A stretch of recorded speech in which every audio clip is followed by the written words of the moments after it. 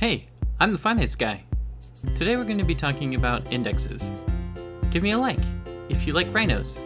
Subscribe and hit the bell for more notifications. I make videos like this all the time. Indexes represent a theoretical cluster of securities of a particular market segment. An example would be like the S&P 500, the top 500 companies here in America. You can't directly invest into an index, however, you can invest into something similar to an index. An example would be like the VOO ETF. The pros of investing into an ETF or an index is the broad market exposure. You get to invest into a portfolio of some of the biggest and best companies in the United States. The cons is usually that they have fees, and too many people are investing into indexes as a whole. Indexes make up over 30% of the whole market value of the stock market. And if everyone's investing into the same thing, how do you know the true value of a stock? Only time will tell on this aspect. Personally, I really don't like investing into indexes currently. It's a good way to have a base formation for your portfolio, but it's something that I'm not really worried about as I'm really young. So here's my portfolio, and here's some stocks that I currently own. I don't know if you can see them on the right-hand side. Currently, I think I'm up 5% for the whole entire year, and one of my favorite stocks is Disney. As you can see, it's been a little bit of fluctuating over the past few years. It's one of those companies that really just hasn't had a breakout point, and I think that over the long term, this company can do really well. This is just my personal opinion. It doesn't mean that it'll actually happen. I just have a feeling that the company will do well years to come. We also seem to be doing really good in the box office, something that I'm really also excited about. They also have a streaming-based service, and currently, I'm not really down, I think, on the stock as a whole.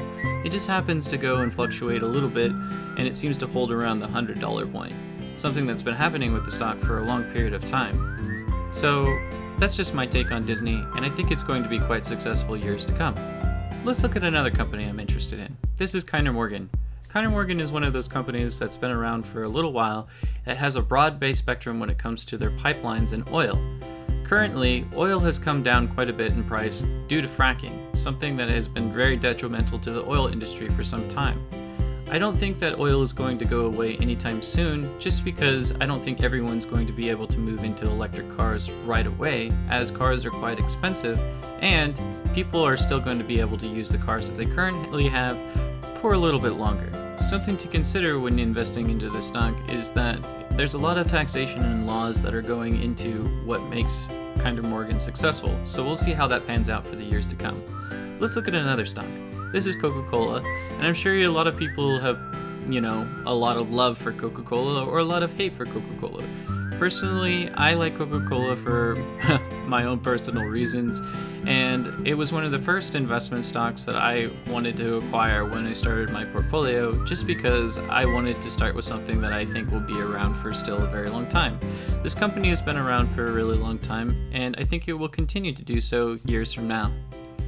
That's what I think about Coca-Cola, and I think it's going to do quite well.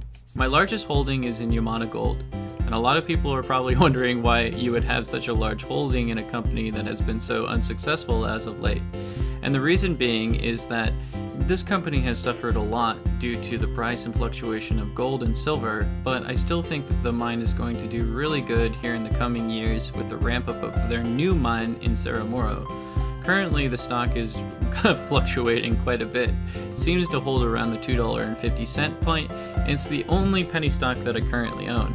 I think the company can make a breakout if the price of silver increases or the price of gold increases dramatically within the next few months or to a year. Something to take note is that the Fed increases the interest rates, and as that goes up, it also increases the price of gold and silver.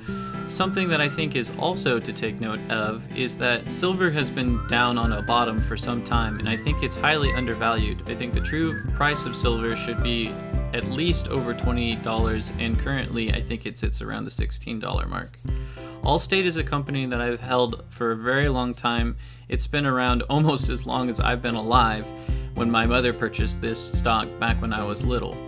I currently have 5 shares of Allstate, and the true return on this investment is actually over 500%, I think.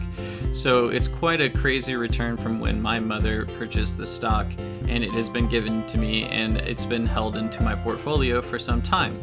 Currently, I really like the company, and it had a little bit of a dip, which I don't think was really great considering how good its earnings were per share. Kraft Food is a recent acquisition into my portfolio, as I think that the stock has fallen down to a level that I think was in a buying territory for me to make purchases, and I think that the company is undervalued at this current price. We'll see how it goes from years from now, but I know a lot of children like Kraft mac and cheese, and it's something that I think that a lot of parents know as well, and a lot of products that are held by Kraft I think a lot of people like. So I see this as an undervalued stock, and it's something that I picked up. Thank you so much for watching. Please subscribe, like, and comment down below. I'd love to hear your guys' thoughts on investing. Thank you very much. See you again soon.